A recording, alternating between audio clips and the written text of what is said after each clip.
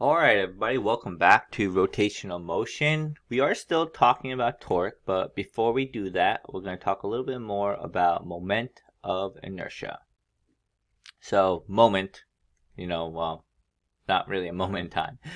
Moment is how the body's mass is distributed over a given space. Nothing to do with time. Okay. Inertia is how far all the masses are from the rotating axis. So, for example, this ice skater here is spinning, right? And we're going to say the axis is pretty much like the middle of the body. And we have a lot of the distribution of mass kind of everywhere. We have this hands over here, hands over here. So there's a lot, there's a good amount of inertia, moment of inertia. This one over here, same person, same amount of mass, but we can see that everything is a little tighter. Okay, the arms are pulled in. Maybe the legs are the same, but the arms are pulled in. So everything is closer together, closer to the axis of rotation. So there is not as much moment of inertia. It's smaller. This one is more moment of inertia, even though it has the same mass. But since this one is closer to the axis of rotation, it has a smaller moment of inertia. And this is where it comes in. The moment of inertia is equal to the mass, how much mass there is, and where that mass is, and how close it is to the axis of rotation. The further it is, the bigger r is. And probably confusing, but as we do the example problem, it should make a little bit more sense. Okay, again, we're talking about torque still. So torque is equal to force, and torque is the moment of inertia times acceleration. So this is another formula. Similar to force equals mass times acceleration.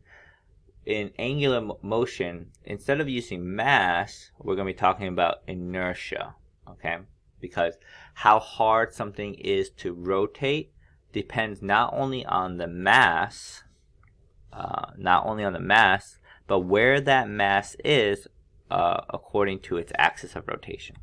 Okay, I know that might not make too much sense, but we'll do some problems. So it's the kind of like the angular mass, you can almost think about it, times the angular acceleration. Okay, moment of inertia is a measure of an object's resistance to angular acceleration due to an applied torque. Okay, moving on.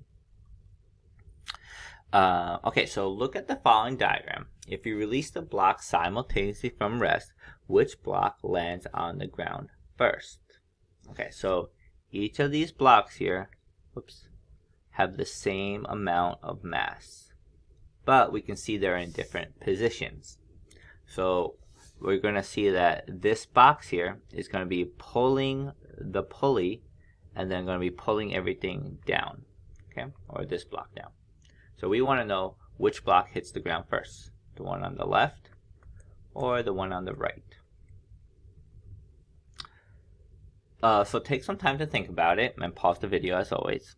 But the answer is going to be the block on the right. So why is the block on the right going to fall first?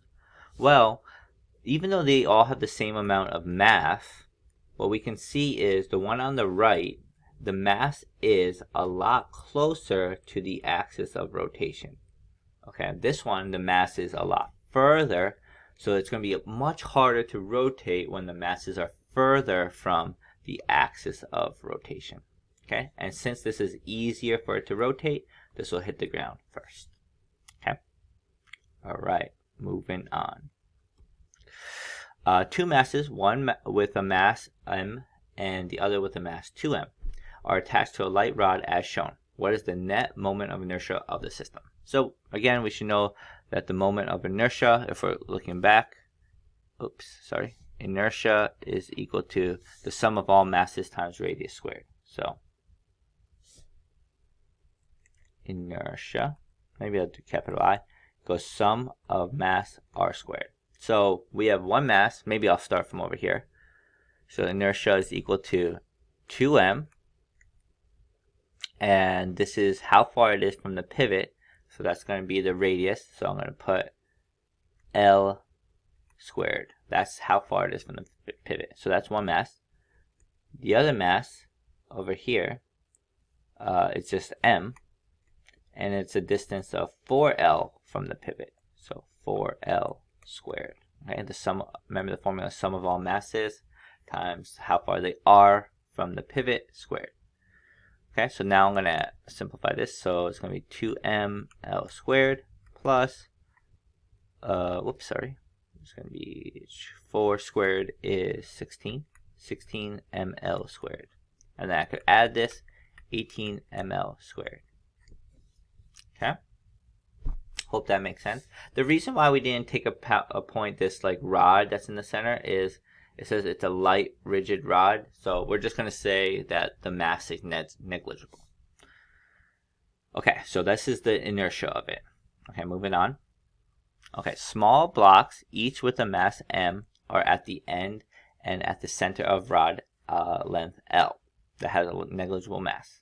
Calculate the moment of inertia of the system about an axis at the center. So this is part A, at the center, and at a point 1/4 of the length from one end. This is B. Okay, and remember this whole length of the rod is length L of a negligible mass, and this rod has negligible mass. Okay, all right, so let's do part A. So sum of inertia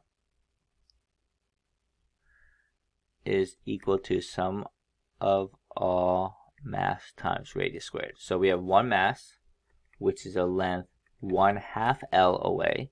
So we do m times 1/2 L squared away, plus the other mass, which is 1/2 L squared away. The other mass, which has a mass of m, 1/2 L squared away. And let's figure this out. So if we square everything, it's going to be 1/4 ml squared plus the other side 1/4 ml squared. We add these two together, that's going to be 1/2 ml squared. Okay, hope that made sense. We're going to do part B, maybe slightly more difficult, but pretty similar. Part B is, okay, inertia is equal to the sum of all mass times radius squared. So let's look at this first one. So this is 1/4, right? So this is going to be 1/4 L, and this one is going to be 3/4 L. Okay, so let's do this. So we have the first block, I'm going to call that M, is a distance 1/4 L squared, plus the other block, M, is 3/4 L squared. Alright, so let's figure this out. This is going to be 1/16 ml squared, plus it's going to be 9/16 ml squared, and then we're going to add this 10/16 ml squared. You could simplify that, but that's how it's going to be. Okay, I hope that makes sense. Watch it again. So again, what is this inertia telling us? This is telling us that how hard or easy it is for this object to rotate. So if you look at both of these, A and B, I want you to think about which one is going to be harder to rotate, A or B. And the answer you should see is B is going to be harder to rotate. It's a larger number. And it should make sense. If you have a baton or anything, it's a lot easier to twist it from the middle than it is towards the end of one side or something like that. Alright, let's move on. Alright, so these are the moment of inertia for different objects. Not really something you have to memorize, but anyway, some things to know. So just here, if you want to pause and copy it down, please do so. Okay, moving on. Example number 20. A torque of 12 Newton meter is applied to a solid uniform disk of radius 0.5 meters, causing the disk to accelerate at 5.7 radians per second squared. What is the mass of the disk? Okay, great. So how we're going to do this is torque is equal to inertia times alpha. Okay, kind of like the mass times acceleration. Force is equal to mass times acceleration, except this kind of like the rotational mass and like the rotational acceleration. Okay, so we know torque is 12. The inertia is unknown. That's kind of what we're looking for. Acceleration is 5.7. So we can find the inertia. Put that into my calculator. 12 divided by 5.7 is, I'm going to say, around 2.11 kilogram meter squared. Okay. And now that we know that, we should be able to do inertia is equal to the sum of all mass times radius squared. Oh, sorry. That's for like the particles. So for this is a solid disk, right? A solid cylinder. So the formula for that is given to us 1/2 mr squared. Great. So inertia we found 2.11. 1/2 the mass, that's what we're looking for. And the radius is 0.5 meters away. 0.5 squared. So let's do some algebra to figure this out. 2.11 times 2 divided by 0.5 squared. And we get 16.88 kilograms. Okay. Hope that made sense. Moving on. A child rolls a 0.09 kilogram hoop with an angular acceleration of 5 radians per second squared. If the hoop has a radius of 0.8 meters, what is the net torque on the hoop? Okay, a few things to do here, but first thing I'm going to do is I'm going to find the inertia. So inertia, in this case, a hollow cylinder is mr squared. Mass is 0.09, radius is 0.8 squared. So let's figure that out. 0.8 squared times 0.09. 0.058. 0.058 kilogram meter squared. Okay. And then the net torque. Torque is equal to inertia times alpha. We found the inertia of 0.058, and alpha is given times 5. And we get around 0.29 Newton meter. Okay. So that is how much this person is twisting this hoop, making it go faster and faster. Okay. Moving on. Alright, a cable is being pulled with 9 newtons tangentially from the cylinder it is wrapped around. The solid cylinder is 0.5 kilograms and has a diameter of 0.12 meters. What is the acceleration of the cable? Okay, this one's a little bit more tricky. So even though it says diameter, I want to know what the radius is, and that's going to be 0.06 meters. Sorry, not the best. It's hard to see a little bit. Alright, a few things going on. Let's see, what can we do here? What is the acceleration of the cable? So we're looking for acceleration, not alpha. So not alpha, acceleration. Let's see, what do we know? We know a few things here. We know that torque is equal to force times radius times sine of theta. At the same time, we know it's being pulled tangentially, so that means that it's going to be making a 90-degree angle. So this is just 1, so I'm just going to ignore sine of theta for now. The next thing we know is torque is equal to the inertia times alpha. Okay, so this rope is exerting some torque on it, making it spin faster and faster. Okay, a few things to do. What I'm going to do is I'm going to be looking for acceleration of the rope. So I think I'm going to find first what the torque is going to be. So torque is equal to the force. It's being pulled at 9 newtons and it has a radius of 0.06 times sine of 90, which is just 1. 9 times 0.06. And we get 0.54 Newton meter. Next thing that I can find is the torque, which is 0.54, is equal to the inertia, which is equal to 1/2 the mass of the cylinder, which is 0.5, times the radius of the cylinder, which is 0.06 squared, times alpha, and then we can find alpha. So let me do that.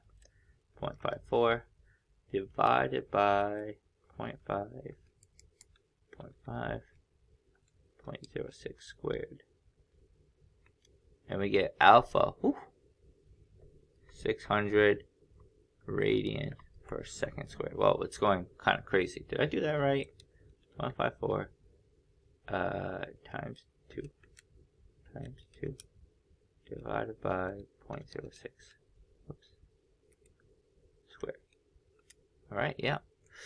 And then what we can do is, now that we know this could help us find the acceleration tangent.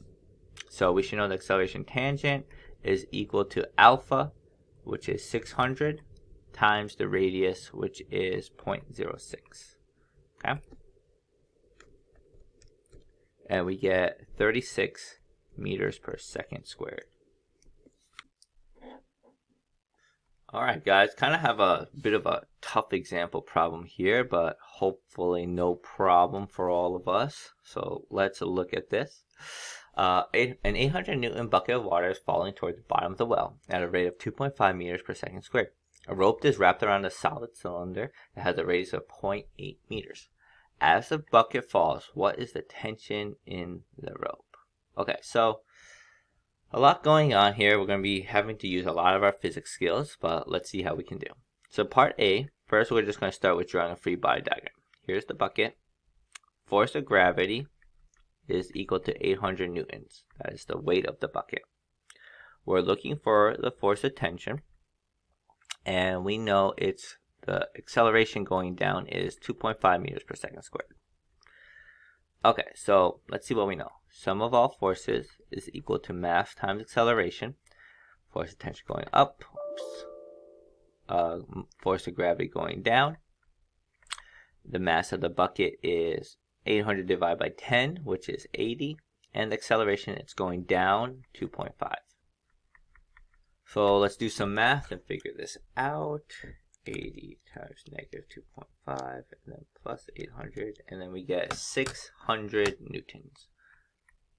Okay, and maybe I'm going to draw this out a little bit. So what we should know is force of gravity going down, we have force of tension, which is 600 newtons over here, and there's going to be that means there's a force of tension pulling on the cylinder, 600 newtons. Okay. Part B is, what is the angular acceleration of the cylinder? Okay, so we know that part B, alpha is equal to, not alpha, acceleration tangent is equal to alpha times radius. And we know that acceleration tangent is 2.5 meters per second squared. That's how fast the bucket is falling, meaning how fast the string is going. So 2.5 is equal to alpha times the radius, which is 0.8. So then now we can do a little bit of algebra, find alpha. 2.5 divided by 0.8, and we get 3.13. 3.13 radians per second squared. Okay. Part C is, what is the mass of the cylinder? Okay. A few ways we can do this. So we know that two things. Torque is equal to torque is equal to inertia times alpha, and then we also know that torque is equal to force times radius times sine of theta. Again, I'm gonna kind of ignore this sine of theta because the angle makes a 90 degrees, and that means sine of 90 is just 1. So anyway, we can just ignore that. But what I'm going to do is I'm going to use these two equations to find inertia. So I'm going to say the force times radius, which is equal to torque, is also equal to inertia times alpha, which is equal to torque. So I'm setting the two equations equal to each other. So the force of the tension, that's what's creating the torque, is 600 times the radius, which is 0.8, is equal to inertia, which is what we're looking for, times alpha, which we found is 3.13. So knowing that, I can find inertia, 600 times 0.8 divided by 3.13 as 153.35 kilogram meters squared. Okay, now I'm going to use that to find what mass is. So for a solid cylinder, I know that inertia is equal to 1/2 mr squared. So I can say 153.35 is equal to 1/2 times the mass, which is we are looking for, times radius, which is 0.8. squared. Alright, so let me do some math. Times 2 divided by 0.8 squared. And we get mass is 479.23 kilograms. Whew. That is, whoa. Alright, so sorry about that. A little mistake over here. So that should be 479.23 kilograms. Okay. And last part, part D. If the cylinder had more mass, how would this affect the acceleration of the bucket? Okay, so if this was bigger, this cylinder here, that means that this would have more inertia. More inertia means it will be harder to rotate. So that would mean that the acceleration of the bucket would be less. Since there's more inertia, it needs more torque to be able to pull it down with the same acceleration. So that means that the acceleration would be less. Okay, would fall at a slower rate. Alright, so let's look at this next example here. It's a pretty hard one, maybe the hardest one we've done so far. We have a 15 kilogram bucket of water. There's a lot of numbers, so I'm just going to try to organize everything. Suspended by a light rope around a solid uniform cylinder, okay, of 0.3 meters in diameter. Okay, so I'm going to say this is 0.15 meters. Sorry, it's not really kind of showing it at the edge, but that's where the rope should be. Okay, with a mass of 12 kilograms. So this mass is 12 kilograms. The cylinder pivots on a frictionless axle through its center. The bucket is released and falls 10 meters into the water. Great. A, what is the tension in the rope while the bucket is falling? Okay, a lot going on here. Hopefully this isn't the first one you're watching. But we should know that torque is equal to force times radius times sine of theta. So in this case, I know that torque is equal to force times the tension, because the tension is what's going to making the cylinder rotate, times sine of theta, but again, the angle is going to be 90 degrees, so theta is just going to be 90, and sine of 90 is just 1, so just that. And the torque of the second one is going to be the inertia times alpha. Okay, so again, like last time, I'm going to kind of set these two equal to each other. So I'm going to say the force of tension times the radius is equal to the inertia, which I'm going to put as 1/2 mr squared times alpha. But I'm going to do a little trick with this alpha. I know that I know that acceleration tangential is equal to alpha times r. But what that also tells me is that alpha is equal to acceleration tangential divided by r. Okay? So I'm actually going to replace this alpha, and I'm going to put acceleration divided by r. Okay? And when I do that, there's a lot of simplification that can happen.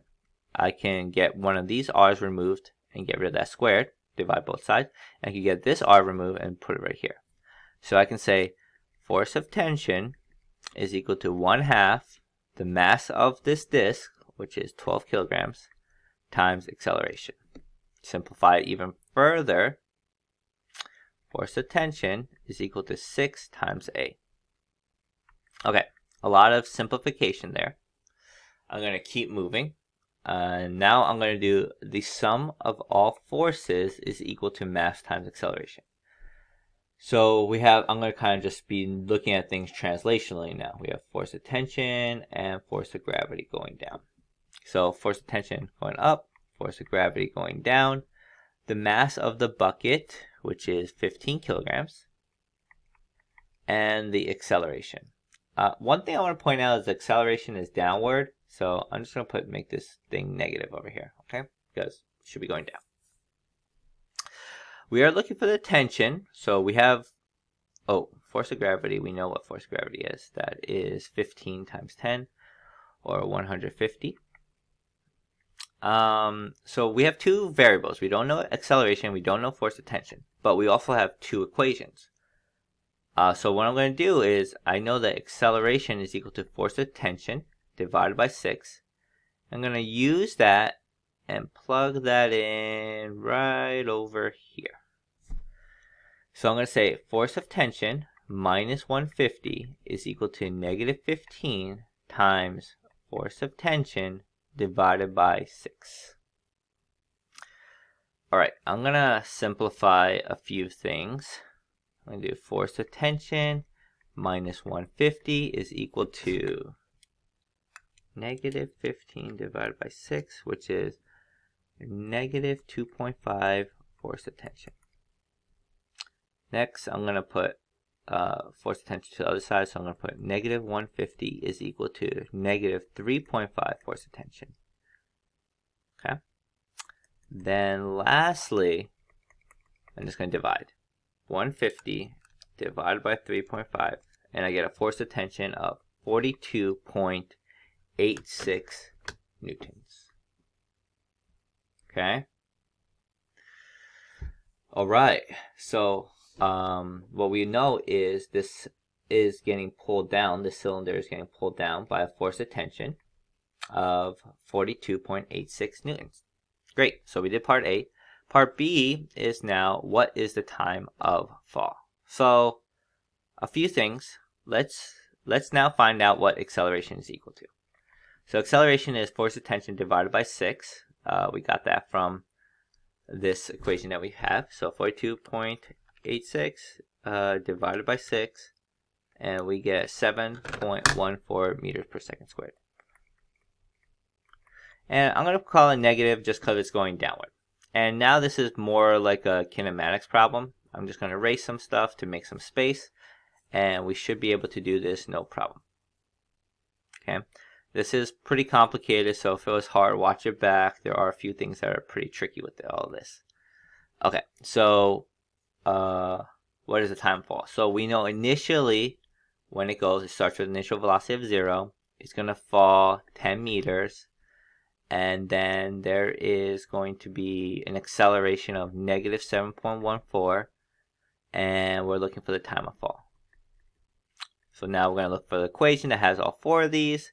That's going to be displacement y equals v initial t plus 1/2 ay t squared. So it's going to be negative 10 is equal to 0 plus 1/2 negative 7.14 t squared.